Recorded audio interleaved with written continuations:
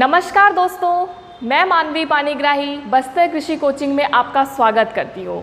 दोस्तों, आज से हम पीएटी का मैथमेटिक्स पोर्शन करने जा रहे हैं, तो एक बार इसके सिलेबस को सरसरी नज़र से देखते हैं।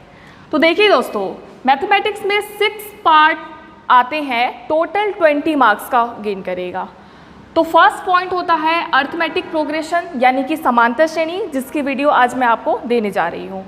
सेकेंड पॉइंट है जियोमेट्रिक प्रोग्रेशन यानी कि गुणोत्तर श्रेणी, ये भी इम्पॉर्टेंट है दोस्तों। इनके साथ होता है हरात्मक श्रेणी हार्मोनिक प्रोग्रेशन, ये आपके सिलेबस का नहीं है पर इसे हम बेसिक जान लेंगे क्योंकि आपके ऑप्शन में हरात्मक श्रेणी पूछा जाता है। क्वेश्चन नहीं आते पर ऑप्शन में होता है। तीसरा पॉइंट है लॉगरिदम। ठीक है दोस्तों, तो समांतर श्रेणी और जियोमेट्रिक प्रोग्रेशन यानी कि गुणोत्तर श्रेणी, इन दोनों को मिलाकर मैक्सिमम 7 से 8 नंबर के क्वेश्चन अब तक पूछे गए हैं। लॉगरिदम से आते हैं 7 नंबर के क्वेश्चन, ये भी इम्पॉर्टेंट है। चौथा और पांचवा पॉइंट होता है दोस्तों ट्रिग्नोमेट्री। चौथा और पांचवा पॉइंट होता है दोस्तों ट्रिग्नोमेट्री का। इसमें एक पॉइंट होता है ट्रिग्नोमेट्री रेशियोज और इससे रिलेटेड कंबाइंड एंगल्स, यानी कि ये फॉर्मूला बेस्ड होते हैं।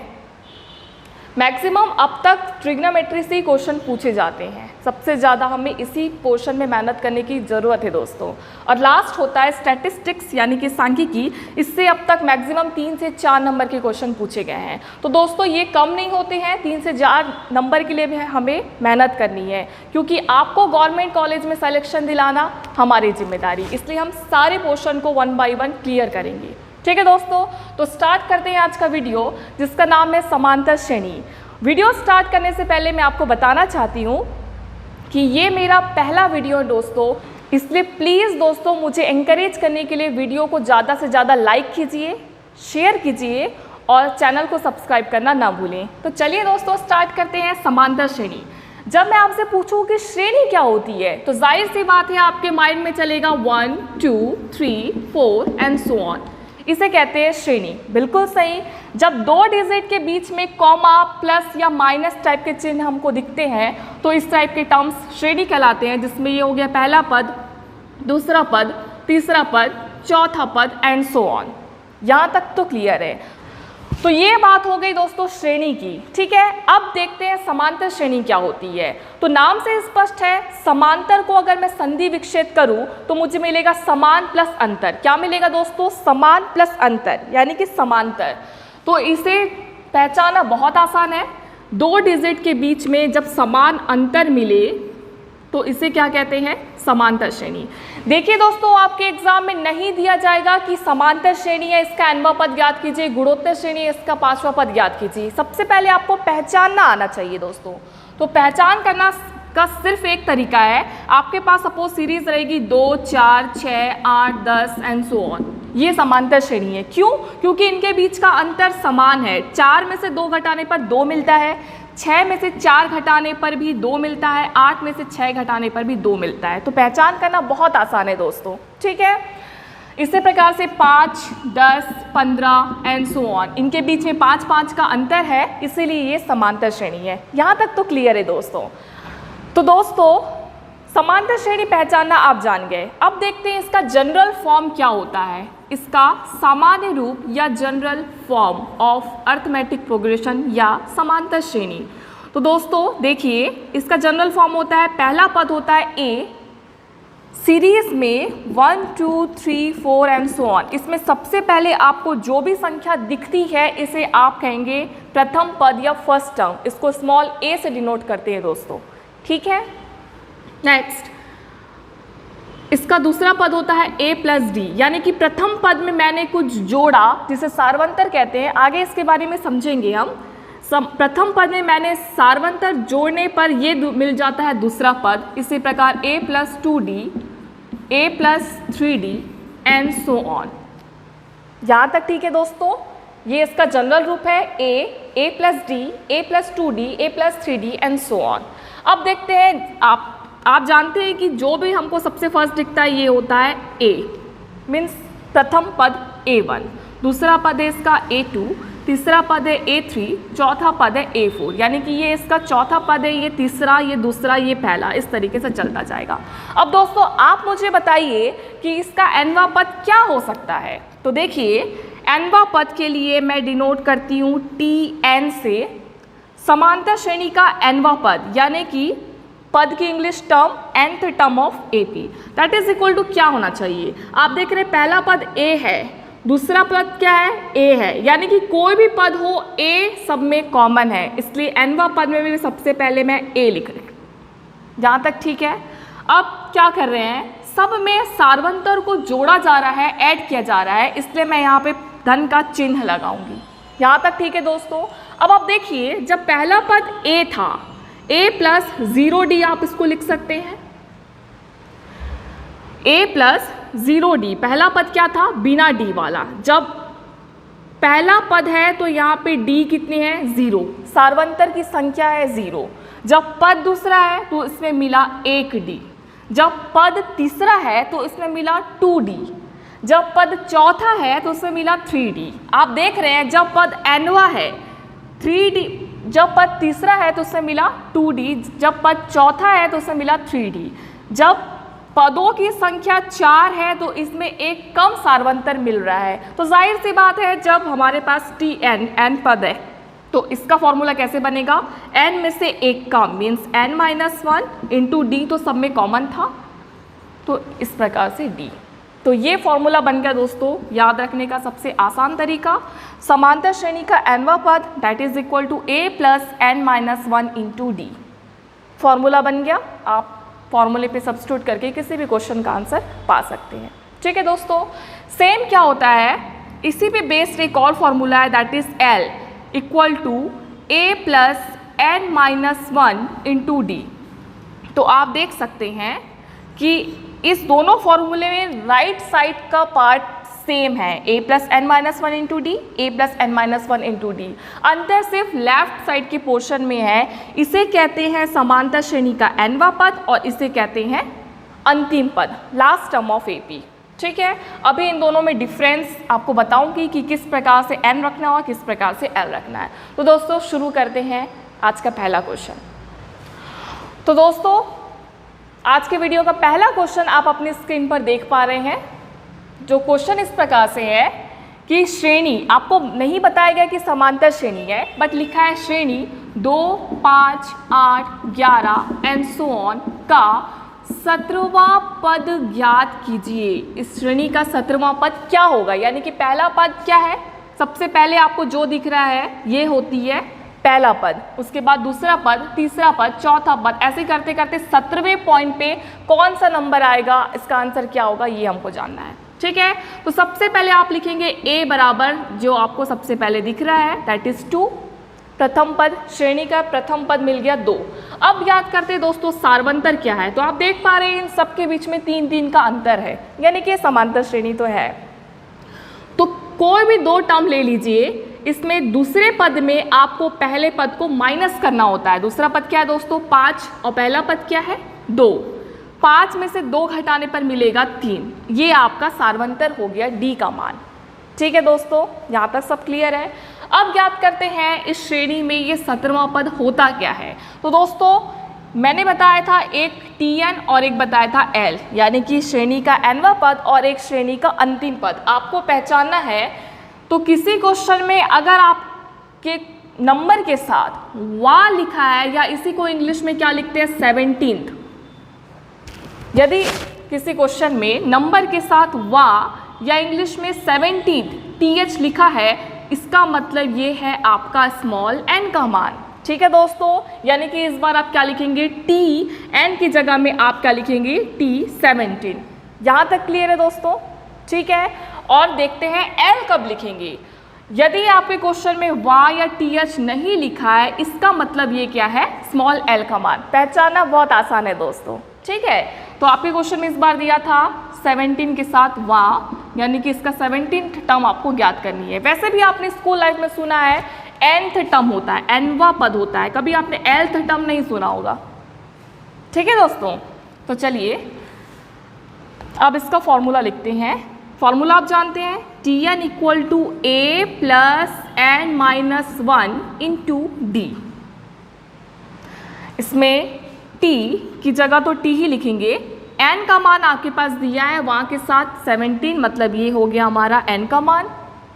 ठीक है दोस्तों, that is equal to a का मान कितना है 2, a का मान 2 है, प्लस आप देख पा रहे हैं कि लेफ्ट साइड में जो n दिया है राइट साइड में सेम n है, दोनों स्मॉल n है। अगर हम यहाँ 17 लिखते तो डेफिनेटली यहाँ भी 17 लिखेंगे, तो आप डायरेक्ट कीजिएगा 17 minus 1 that is 16 into D का मान दिया गया है 3, हमने निकाला इनके बीच का अंतर दैट इज 3।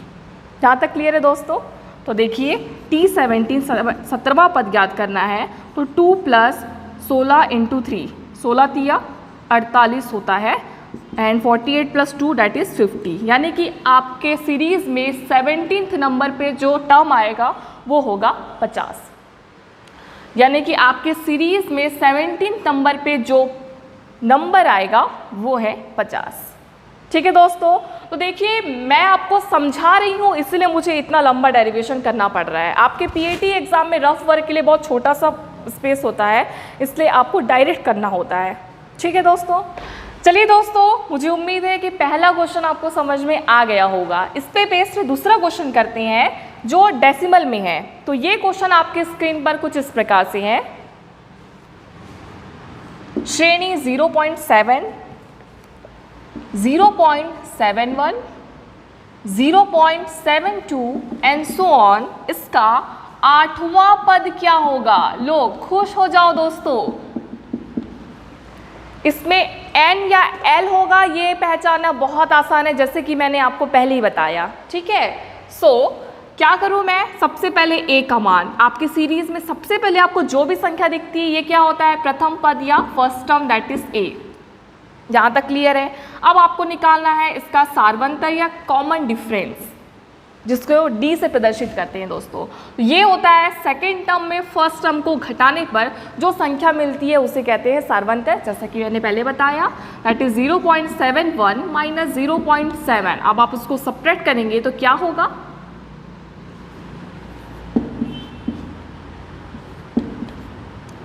सेवन है तो यहाँ पे मैं 0 लिख सकती हूँ, सब्ट्रैक्ट करेंगे तो 1, 7 माइनस 7 0 पॉइंट, और ये हो गया 0, यानी कि आपको मिल रहा है 0.01।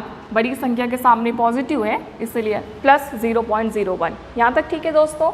ये आ गया d का मान। अब आपको बताना है कि ये n का मान है 8 या l का मान है। तो जाहिर सी बात है किसी भी नंबर के साथ y या 8 इंग्लिश में th लिखा होता है, y या th आपको दिख जाए तो ये क्या हो गया? n का मान है, तो दैट इज 8। अब फॉर्मूले में सब्स्टिट्यूट करेंगे, Tn equal to a plus n minus 1 into D.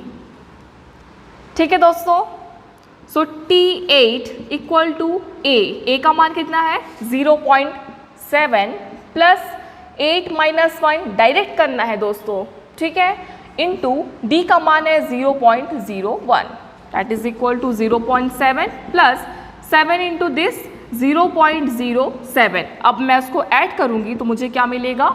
0.7 and 0.07। अगर मैं इसको ऐड करूं तो मुझे मिलेगा ये 7 हो गया, 7 प्लस 0 7 हो गया, 0.0 प्लस 0 0। तो आपका आंसर आ रहा है दोस्तों 0.77। देखिए मैंने यहाँ पे फॉर्मूला लिखा है, a क्या है, d क्या है, n क्या है लिखा है, और फॉर्मूले में सब्स्टिट्यूट किया है। This is waste of time. आप इतनी अच्छी प्रैक्टिस कर लीजिए कि आपको a, d, n को रफ स्पेस पे लिखने की ज़रूरत नहीं है, डायरेक्ट आप फॉर्मूले में सब्स्टिट्यूट करके आंसर पा सकते हैं। वैसे भी कौन से आपको रफ वर्क के लिए बोनस मार्क्स मिलेंगे दोस्तों, है ना? तो चलिए, उम्मीद है कि T8 आपको समझ में आ गया होगा। ठीक है, चलिए दोस्तों, थर्ड क्वेश्चन आपकी स्क्रीन पर कुछ इस प्रकार से हैं। श्रेणी दी गई है 1/n, ये कुछ लॉजिकल क्वेश्चन है दोस्तों। 1/n, n plus 1/n, third term is 2n plus 1/n and so on. इसका आपको 12वां पद ज्ञात करना है। कौन सा टर्म? 12th टर्म आपको ज्ञात करना है। तो इसके ऑप्शन देखते हैं दोस्तों। फर्स्ट ऑप्शन है आपकी स्क्रीन पर इस प्रकार से है। First option is 11n + 1 upon n। Second option है 10n + 1 upon n। Third option है 15n + 1 अपॉन n। और फोर्थ आपका फेवरेट ऑप्शन इनमें से कोई नहीं। ठीक है, सो दोस्तों देखते हैं फर्स्ट टर्म। आप देखिए इन सारे टर्म्स में से डिनोमिनेटर में हर में n दिया है, तो जाहिर सी बात है हमारे ऑप्शन में आप चेक कीजिए कि नीचे केवल n होना चाहिए। जब सारे टर्म्स के डिनोमिनेटर में 1n है तो यहाँ भी 1n होगा। यहाँ तक तो क्लियर है। अब देखते हैं जो फर्स्ट टर्म है उसमें केवल 1 है। जब दूसरा पद की बात करूँ तो 1n + 1 है। टर्म दूसरा n1, टर्म तीसरा n का मान है 2, टर्म चौथा डेफिनेटली कितना होगा 3n + 1 अपॉन n। तो जब टर्म 12 है तो मैं यहाँ क्या लिखूँ, 12 में से एक कम यानी कि 11n। और आप देख रहे हैं कि सारे टर्म में एक ऐड होता जा रहा है, इसलिए मैं यहाँ पे क्या लिखूँ 11n + 1 अपॉन n। तो इसका सही आंसर क्या है दोस्तों, option A 11n + 1 upon n। यहाँ तक ठीक है दोस्तों। इस वीडियो का लास्ट क्वेश्चन आपके स्क्रीन पर कुछ इस प्रकार से है। 5√5, 3√5, √1√5 कुछ नहीं है मीन्स 1√5 एंड सो ऑन। इसका 10वां पद आपको ज्ञात करना है दोस्तों। ठीक है, तो किसी भी सीरीज में सबसे पहले आपको पहचानना आना चाहिए कि ये समांतर श्रेणी है या गुणोत्तर श्रेणी है, तभी आप क्वेश्चन आगे सॉल्व कर पाएंगे। ठीक है दोस्तों, तो देखिए सबसे पहले हम चेक करते हैं कि इनके बीच का अंतर सेम होता है या नहीं। तो देखिए d का मान क्या होगा, दूसरे पद में पहले पद को माइनस करेंगे, तीसरे पद में दूसरे पद को माइनस करेंगे और वो डिफरेंस सेम आना चाहिए। तो मुझे क्या मिलेगा 3√5 में से फर्स्ट टर्म मीन्स 5√5 को अगर मैं सब्ट्रैक्ट करती हूँ तो मुझे क्या मिलेगा 5√5 माइनस 3√5 दैट इज 2√5। और बड़ी संख्या दोनों में से 5√5 है जिसके सामने माइनस का साइन लगा हुआ है, इसलिए मैं अपने आंसर में क्या लगाऊंगी माइनस का साइन। ठीक है दोस्तों, तो d का मान आ गया है -2√5। वैसे ही 1√5 में से अगर 3√5 आप सब्ट्रैक्ट करते हैं तो जाहिर सी बात है सेम कितना मिलेगा -2√5, क्योंकि 1√5 में से अगर आप 3√5 सब्ट्रैक्ट करते हैं तो आपको क्या मिलेगा 2√5। 3 में से 1 गया 2√5 is common for both and बड़ी संख्या के सामने माइनस लगा है इसलिए माइनस, यानी कि आप देख रहे हैं कि कॉमन डिफरेंस दोनों में समान है, इसलिए ये समांतर श्रेणी है। अब पहचानते हैं इसका पहला पद क्या है 5√5। और आप बताइए दोस्तों इसमें मुझे किसी भी नंबर के साथ वहाँ दिख रहा है मीन्स डेफिनेटली ये n का मान है, l का मान नहीं है। अगर वहाँ नहीं होता तो ये l होता, चूँकि वहाँ है इसलिए ये किसका मान है n का मान है, n = 10 हियर। फटाफट से सब्ट्रैक्ट करते हैं हमारे फॉर्मूला में, that is Tn = a + n - 1 × d, जैसा कि मैंने आपको पहले बताया है। सो T10 = a का मान होता है 5√5। सीरीज में आपका पहला पद है 5√5 plus n-1, 10 - 1 means 9 into d का मान है दोस्तों -2√5। सो मैं लिखती हूँ -2√5। प्लस माइनस चिन्हों का अच्छे से ध्यान रखेंगे दोस्तों, ठीक है। सो 5√5 प्लस माइनस माइनस 9 इंटू 2√5। तो आप क्या करेंगे √5 तो ठीक है, अगर 9 के साथ कुछ रूट में होता तो वो इसके साथ मल्टीप्लाई होता दोस्तों, ठीक है। तो √5 यहाँ पे कॉमन है, मैंने ऐसा लिख लिया है। 9 और 2 रूट से फ्री हो है इसलिए इनका मल्टीप्लिकेशन होगा। सो 9 इंटू 2 18√5। अब दोस्तों सब्ट्रैक्ट करते हैं 18√5 में से 5√5। चूँकि आप देख पा रहे हैं कि √5 दोनों में कॉमन है इसलिए हम इन दोनों को घटा या जोड़ पाएंगे, ठीक है। सो 18 में से 5 घटाने पर मिलता है दोस्तों 13। √5 इज सेम, सो यहाँ पे मैंने लिख दिया √5। और आप देखिए छोटी संख्या है 5 और बड़ी संख्या है 18 और इसके सामने माइनस का चिन्ह है इसलिए मैंने लिखा है माइनस। तो इस सीरीज़ का 10वां पद है दोस्तों -13√5, ठीक है। सो मुझे उम्मीद है कि TN से रिलेटेड जितने क्वेश्चन मैंने आपको कराए आपको समझ में आ गए होंगे। सो अगर आपको मेरी फर्स्ट वीडियो पसंद आई है तो प्लीज़ प्लीज़ प्लीज़ मेरी वीडियो को लाइक कीजिए, ज़्यादा से ज़्यादा शेयर कीजिए और चैनल को सब्सक्राइब करना ना भूलें दोस्तों। ठीक है, अगले वीडियो में आपको इससे समांतर श्रेणी से बेस्ड कुछ इंपॉर्टेंट क्वेश्चन कराऊंगी। और आज हमने n का मान ज्ञात करना सीखा, कल हम सीखेंगे कि l का मान कैसे ज्ञात करते हैं। बहुत बहुत धन्यवाद दोस्तों।